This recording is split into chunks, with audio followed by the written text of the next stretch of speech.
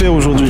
Alors on va tester la nouvelle immersion du cinéma du futur, ça va être sympathique, la 4DX. En fait les sièges vont bouger avec des effets de pluie, je sais pas s'il y aura de la neige, j'espère pas parce que je suis frileux. Ça va être sympa.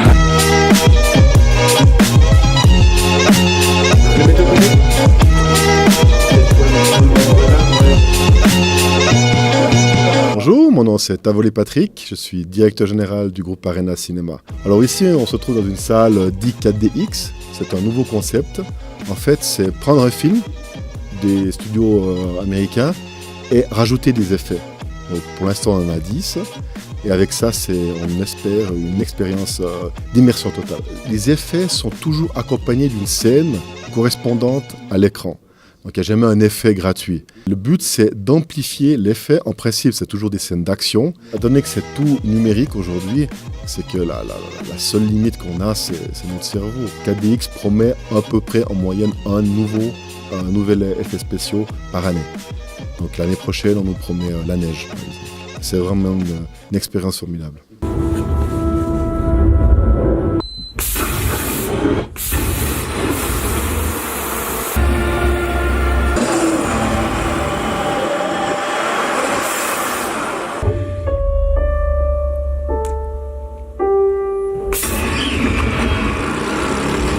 Alors, mon très cher Flavio, qu'as-tu pensé de cette séance 4DX ?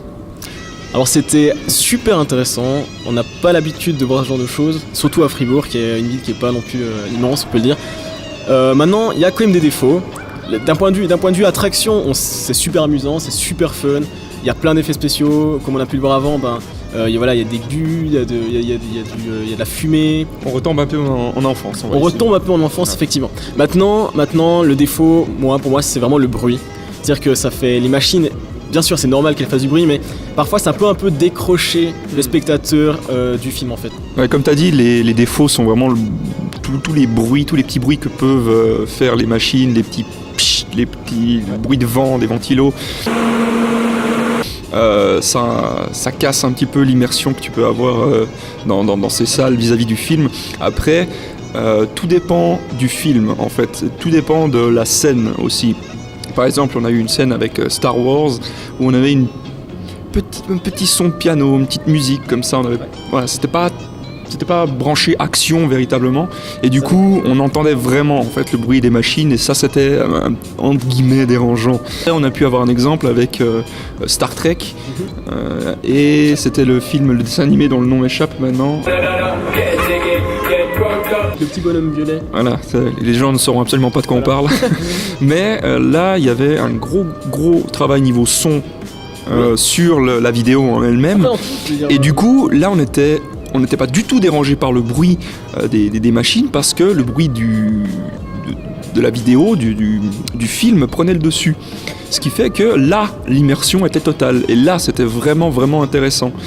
Nous, on a eu des présentations très très courtes. Donc ça veut dire que ça bougeait beaucoup, il y avait énormément d'effets. Mais ce qu'il faut se dire, c'est qu'un film dure environ 1h30, 2h, mais ça sera pas... les effets seront totalement différents. C'est-à-dire on va pas se faire bousculer pendant tout le film, bien au contraire, et c'est bien paramétré, bien synchronisé sur l'image. Ce qu'il faut savoir, c'est que nous, c'était que des teasers, il y a eu 6 trailers, des bandes annonces. Et c'était un concentré, c'est-à-dire qu'on n'a pas eu un petit temps de repos. C'est pour ça qu'on était un peu surchargé à la fin de tous ces effets. Et si on se met en situation où vraiment on prend le temps de se laisser emporter par le film, je pense que les sons ils disparaissent un petit peu. Je pense que tous ces bruits qui sont un peu dérangeants, je pense qu'ils disparaissent puis ils nous laissent vraiment prendre part au film en fait. Les vibrations, je trouve que ça rajouter aux basses des vibrations sur le dos, sur la tête, je trouve que c'est assez impressionnant puis ça rajoute cet effet d'ampleur et de puissance en fait. Surtout, je sais pas si tu vois avec le logo, je crois que c'était Star Trek, à un moment t'as le logo paf qui arrive. Et tu ressens cette vibration, c'est assez dingue. Justement, tu parles des vibrations, etc. Ce que j'aimais bien, c'est que c'est couplé aussi au son. Encore une fois, moi je vais reparler du son, j'adore ça. Mais t'as les basses, niveau des basses sonores, donc par exemple typiquement une explosion ou bien les vrooms d'une voiture. Ça ne se dit absolument pas une vroom d'une voiture. C'est beau. Le son est couplé en fait aux vibrations. Et par exemple quand il est sur sa moto là, oui. puis tu vois que ça tire, donc le siège il va vers l'avant, ça vibre et t'as encore les basses qui te font vibrer.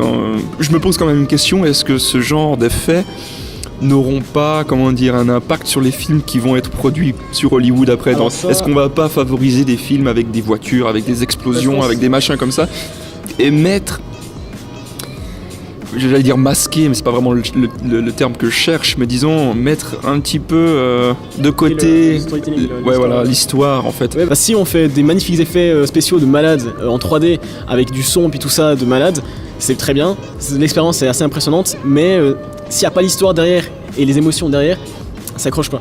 C'est sûr.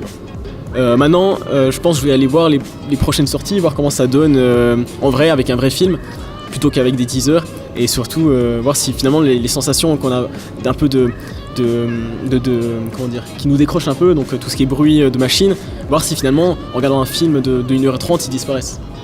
Donc ça c'est un peu la question que je me pose et on verra bien. Merci. Moi aussi je vais un peu guetter les sorties prochaines des films et pourquoi pas tenter l'expérience avec le 4DX, voir exactement comment ça se passe sur un vrai film, sur une vraie durée de film et pas sur 5 minutes de trailer, parce que voilà, le regard est peut-être un peu, l'expérience est un peu peut-être biaisée. Je sais plus quelle était la limite d'âge en fait. C'est pas la limite d'âge, c'était la taille, c'est 1 mètre. C'est 1 mètre. Oui, alors 1 mètre. À quel âge est-ce qu'on a 1 mètre à peu près? Moi c'était très tard, tu vois. Ouais, mais toi t'as encore 1m30 là, ça compte pas. Non, mais. Et puis je crois que c'est 1m20, il faut être accompagné d'un adulte. D'accord. Mais bon, il était avec moi donc il pouvait rentrer. Voilà, c'est ça. Il me tenait par la main, c'était sympa. Attention. Du coup, dites-nous dans les commentaires ce que vous avez pensé de cette review. Est-ce que vous êtes intéressé par la 4DX ou pas? Si vous êtes réticent, vous êtes curieux, vous voulez quand même tester, pas du tout. Ça nous intéresse de savoir votre avis là-dessus. Si vous l'avez déjà testé, pourquoi pas? Peut-être à l'heure où vous regardez cette vidéo, vous avez déjà testé la 4DX, donc vous pouvez nous informer de ce que vous avez pensé de tout ça. Les bonnes expériences, les mauvaises expériences, quel film vous avez été voir, etc., etc., etc. Et on se dit à très bientôt sur la chaîne. À très bientôt. Voilà, sur la chaîne pour d'autres vidéos, d'autres reviews, d'autres surprises. Bye. Bisous.